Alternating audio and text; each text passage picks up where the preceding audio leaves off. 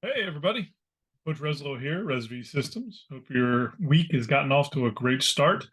Figured I'd throw out a video talking about where we are in the season for the Rhode Island boys volleyball season, and also talk a little bit about culture.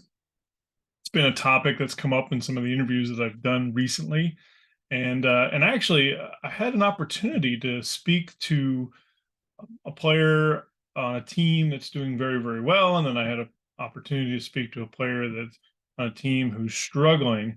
And both of them sort of said the same thing, that their team was a mess. Things were hard. Certainly one team was having a better result than the other, but two separate teams, two separate players, same complaint.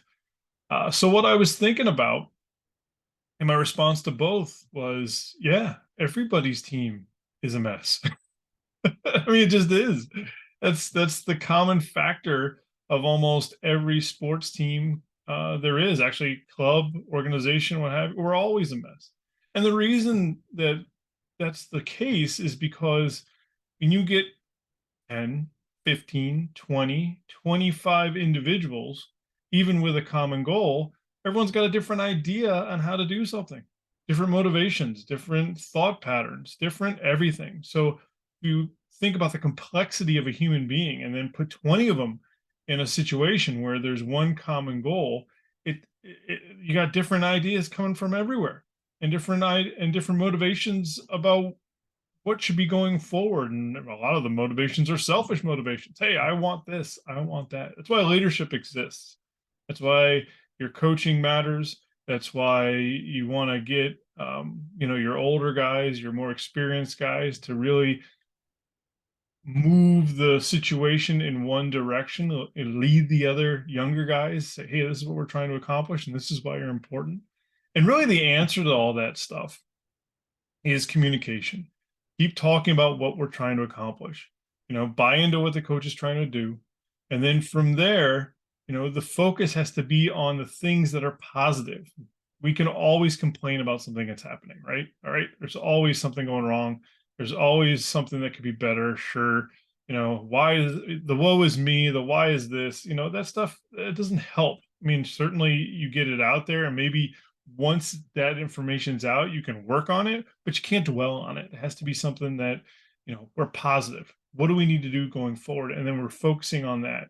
And we have to make sure that everyone in the team, everyone who's involved feels like they're important to the situation. So if you have a guy, let's say you're a player on the team that's one of the top guys and you're getting, you're playing maximum amount of minutes, you have to be on the floor for the team to be successful this year. That's great. That's awesome. But you should have a lot of respect and positive information for the guy who's last on the bench. He's there too for the common good, trying to get the team going in the right direction. He's a practice player that helps and helps prep you. And he should be getting the same sort of positive feedback. And actually, positive feedback from you, the top player, is huge. And that can move mountains for that kid. And he'll now work even harder. But, when things are going good, it's easier to do, certainly. When things are going bad, it's very challenging because everyone wants their shot. And certainly some people are ready for the prime time and some aren't. And when things are going wrong, even more so, you have to come together and really provide positive information for each other.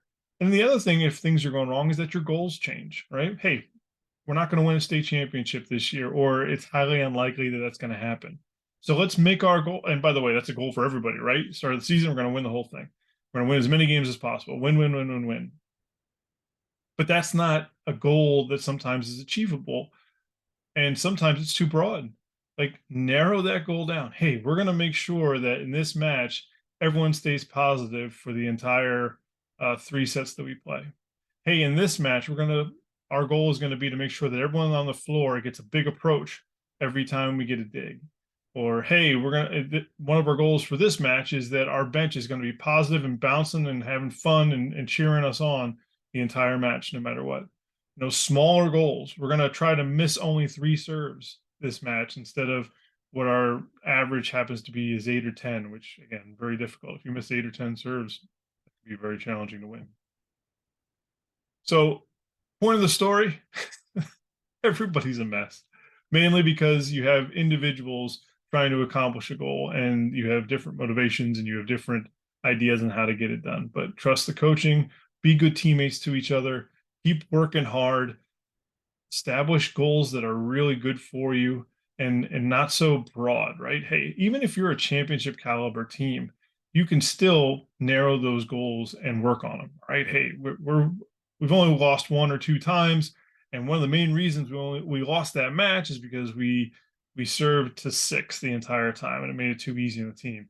So for this match, our goal is going to be to serve 1-5 and really just lock in there and not get a ball to six. That's a narrow goal that you can achieve, and then you can build off that build off that situation and those results. So, point of the story, guys, hang in there. You got about a handful of weeks to go before we get into playoffs, but everyone's doing a solid job. Keep staying positive, keep working hard, and I tell you what, good things are going to happen because that's what it's all about. Hard work, being a team, being a good teammate, getting the job done.